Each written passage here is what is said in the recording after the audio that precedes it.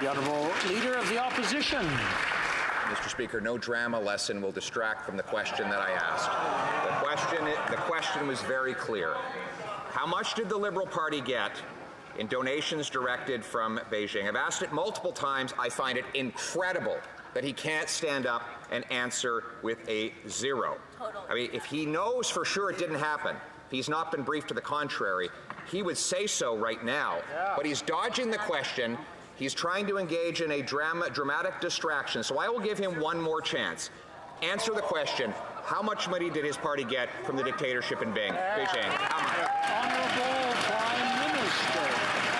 Speaker, I see the Leader of the Opposition trying to backtrack from his heinous and disgusting accusations of disloyalty to Canada of anyone in this House. And I'm pleased to see him back off from what was an absolutely despicable partisan approach. Despicable! Canadians need to have confidence that the answers that they are seeking on foreign interference and on the integrity of our democratic institutions are being dealt with by experts. Now, there's two ways of doing that. One is by making sure that partisans and politicians of all parties get classified briefings on that, which the NSICOP does, and the other is to make sure independent experts. This is a serious issue. It affects the lives of everyday people.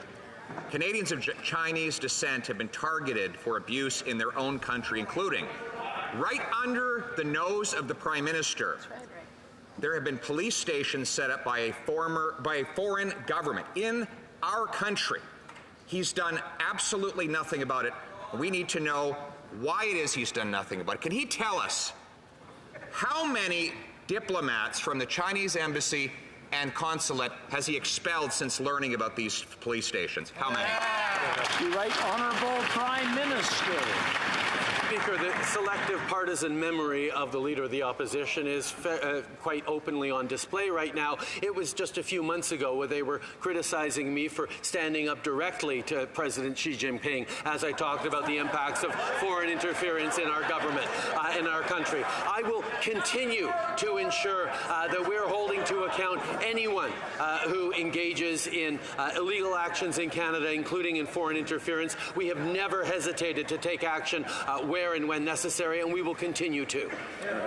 Honourable Leader of the Opposition. He won't answer how many diplomats he's kicked out because the answer is zero. Even as they open police stations in our country, he won't answer that question. He won't answer whether there are members of his existing cabinet and caucus who've been implicated in foreign interference. He won't answer whether his staff has been briefed about that interference. He won't answer even whether his party received illegal money directly from the foreign dictatorship in Beijing. He won't answer any of these questions, which is exactly why we need an independent inquiry that can compel his testimony. Will he call it now? Good job, Pierre. Prime Minister.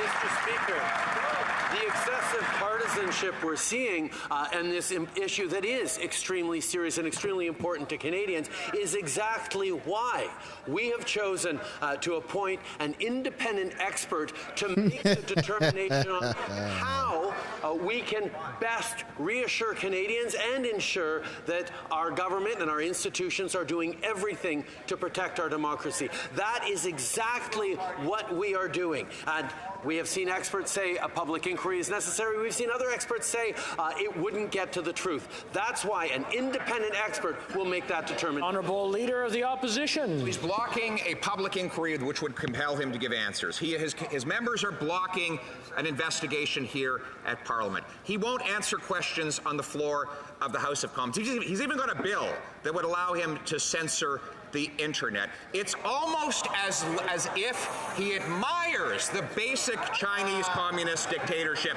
Will he tell us, does he still admire the basic Chinese communist dictatorship as he so profusely said he did several years ago? Yes or no?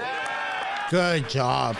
This is personal, man. Mr. Speaker, we're clearly seeing once again that the Leader of the Opposition is simply not serious in his approach in reassuring Canadians about institutions, about our democracy, about the integrity of our elections. That is why, Mr. Speaker, we are proposing significant and serious steps and mechanisms to make sure that independently and with expert advice, the right answers are being sought and the right answers are being shared with Canadians. That is not our answers. Those are not their answers. It is answers determined by independent panels of experts tasked with protecting our democracy. Member.